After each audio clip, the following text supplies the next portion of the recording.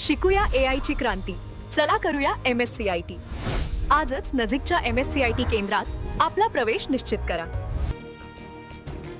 इंधन तुटवड्याच्या पार्श्वभूमीवर देशभरात आता एस्मा कायदा लागू. घरगुती आणि वाहनांसाठीच्या गॅस पुरवठ्याला प्राधान्य देणार. नैसर्गिक वायूचा पुरवठा आणि वितरण नियंत्रित करण्याचेही आदेश.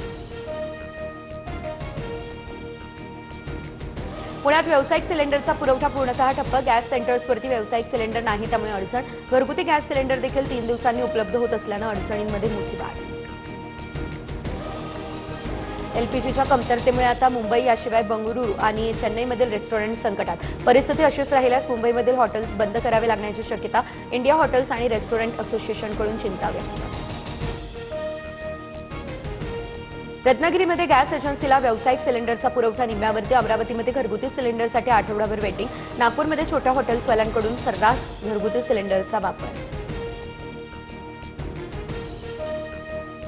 हॉटेल व्यावसायिकांना गॅस पुरवठ्याच्या आढाव्यासाठी आता 3 सदस्यांची समिती गठीत. पेट्रोलियम मंत्रालयाची ही माहिती. तेल शुद्धीकरण कारखान्यांना एलपीजी उत्पादन वाढवण्याचे आदेश देण्यात आले.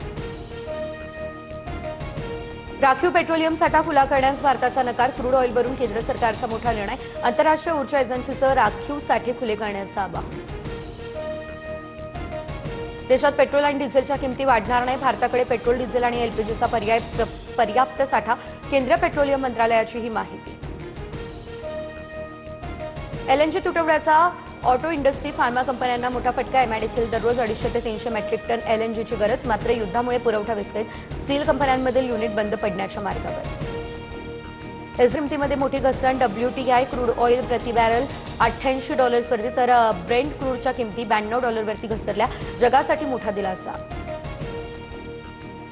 इराणनं तेल पुरवठा थांबवल्यास वाईट परिणाम भोगावे लागतील. होर्मुझच्या सामुद्रधुनीवरून ट्रम्प यांचा इराणला आता ही धमकी. तेल पुरवठा थांबवला तर हल्ले आणखी वाढू शकतात, ट्रम्प यांचा इशारा.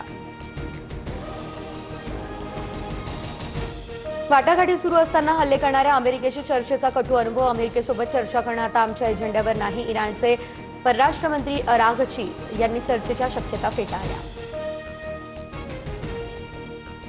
होर्मुझ सामुद्रधुनीच्या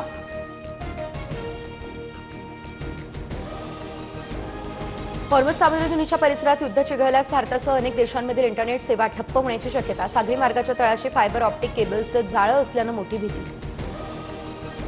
सौदी अरेबियातील राजदूतांना परत बोलावलं. मध्य पूर्वेतील संघर्षाच्या पार्श्वभूमीवरती हा निर्णय. अमेरिकेच्या हल्ल्यात इराणच्या लष्करी सुविधांचं मोठ्या प्रमाणात नुकसान.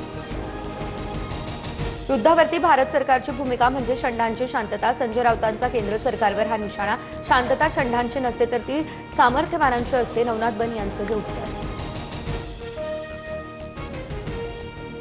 भाजपने ठाकरेंचे 3 पंचायत समिती सदस्य पळवले. अंबादास दानवे यांचा हा आरोप. संभाजीनगरच्या पंचायत समितीसमोर ठाकरे आणि भाजप कार्यकर्त्यांमध्ये बाचाबाची.